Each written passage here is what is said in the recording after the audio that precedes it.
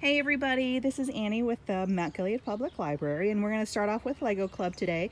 We are going to make some vinegar and baking soda Lego volcanoes. So I have an assistant here who is going to help me do the things, and he's going to help show the items that we're going to use today. We're going to use some distilled white vinegar. We are going to use a jar to hold some vinegar. Actually, that's the jar that we're going to hold some baking soda with. And then we're also going to have a jar to hold the vinegar. And we're going to add a couple drops of food coloring. And we're going to add a couple drops of soap. It's going to help things bubble up a little bit. We're going to have an assortment of Legos. Whatever Legos that you have at home is fine and perfectly great to use here. We're also going to have I also have a pizza pan to kind of hold the things and just kind of capture all the volcano stuff that's going to explode out of there. If you have a Lego base plate at home, you're welcome to use that instead, or something else. You need some sort of firm surface that all of these things will stay on top of. So, okay, I forgot to mention before that we also have some baking soda that we're going to use. We're going to take about a quarter of a cup of baking soda, and we're going to put it into the little jar. I know that my jar, I've already measured it before. I know that it holds about a quarter of a cup. So that's what we're going to put in there. And a little extra is fine. It's not going to hurt anything. And we're going to leave that for the middle of our volcano. Now what Luke is going to do is he's going to take Legos and he's going to build a structure around the container with the baking soda in it. You can use any sort of container to hold your baking soda. It doesn't have to be this exact type of jar. It can be a tiny solo cup. It can be whatever you want it to be, as long as it'll hold about a quarter of a cup of baking soda.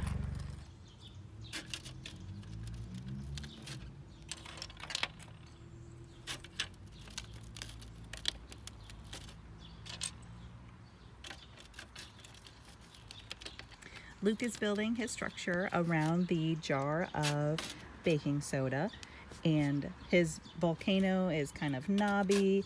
It's got some cracks in it.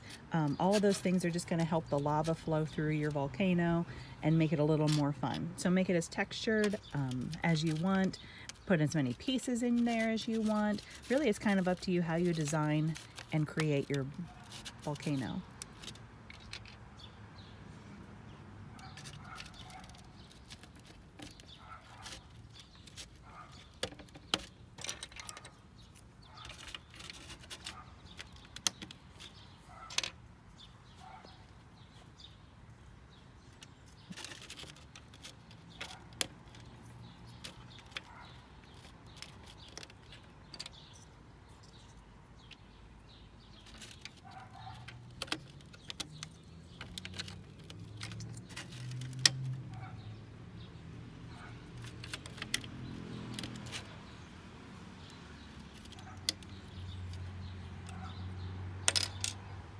Now Luke's going to take a couple drops of food coloring. Doesn't matter what color, whatever color you would like is fine. And then he's going to take a couple drops of the soap. This is just going to help it bubble up. If you don't have any soap to put in there, don't worry about it. Not a big deal. The reaction will still work even if you don't have the soap.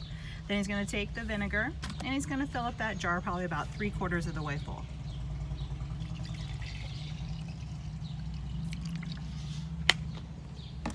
All right, now he's going to take that jar of vinegar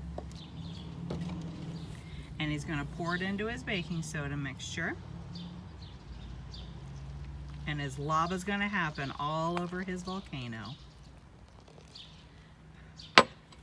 An alternative for you to do, if you don't want to do the baking soda and vinegar, you could also do some Diet Coke down in that jar instead of the baking soda, and then toss a Mento in. We've all seen that Diet Coke and Mento explosion. So if you want to do something like that, it would be a little more fountainous, a little more fun in the creation, because we created a lot of lava with just that little bit of baking soda and vinegar.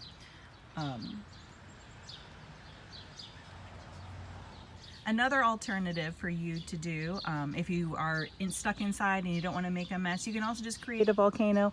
You can make the lava out of orange and red little Legos instead. If the person in your house doesn't want you to make a mess, or it's raining outside and you don't and you're not able to go outside to create something like this, you're also welcome just to do a Lego volcano in your house with the Lego lava coming down. So I hope you guys had fun with this.